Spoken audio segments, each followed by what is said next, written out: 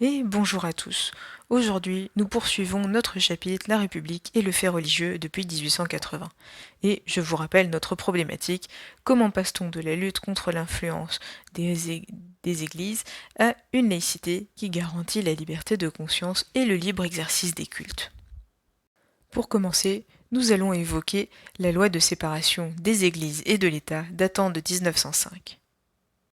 Je vous encourage donc à prendre des notes et à mettre la vidéo sur pause si cela est nécessaire.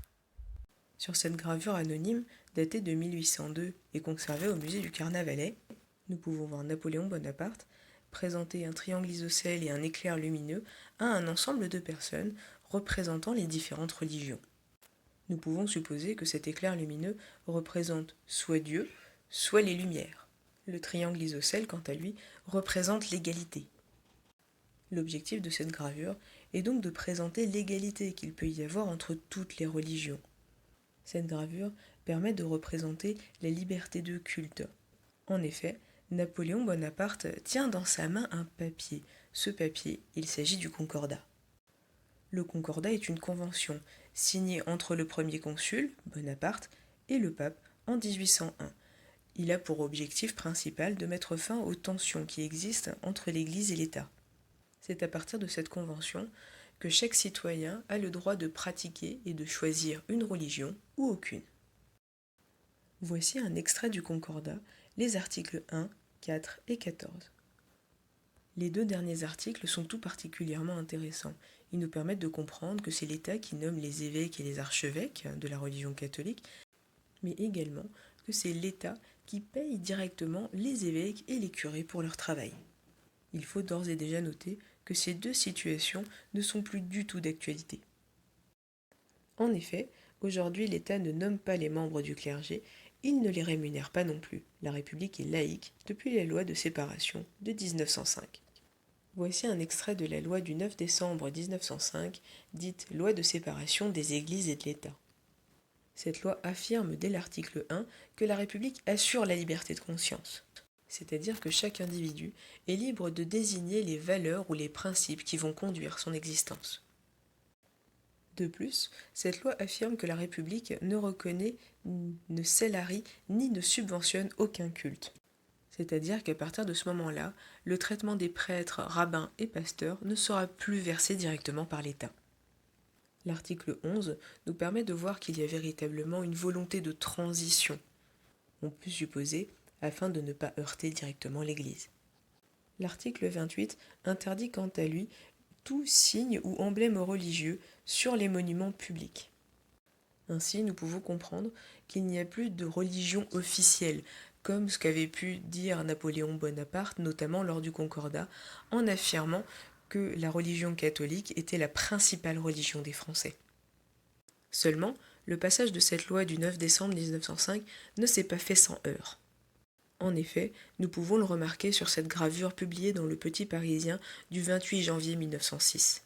Nous pouvons en effet y observer une véritable émeute devant l'église Sainte-Clotilde à Paris. Cette émeute est principalement due aux inventaires réalisés par l'État dans les églises. En effet, lors du passage de la loi de 1905, l'État a voulu vérifier d'une certaine manière que l'Église n'avait pas de dette.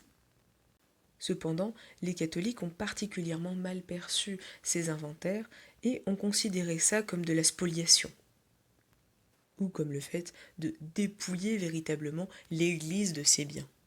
Ainsi, il y eut de nombreuses émeutes dans l'ensemble de la France, et notamment là où la pratique catholique était particulièrement forte, comme dans l'Ouest, c'est-à-dire la Bretagne, la Normandie, la Vendée et le Pays basque, mais également la Savoie et le Massif central.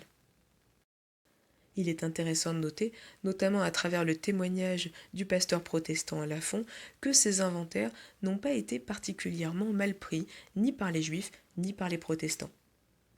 Les relations entre l'État et les religions aujourd'hui sont fondées principalement sur le principe de la laïcité, rappelé dans l'article 1 de la Constitution de la Ve République, datant de 1858. Cet extrait de la loi du 15 mars 2004 portant sur le port des signes religieux à l'école nous permet en fin de compte simplement de bien voir que ce principe de laïcité est étendu à l'ensemble de la sphère publique. Ce document nous permettait simplement de faire un zoom, il n'était donc pas forcément ultra nécessaire à notre étude.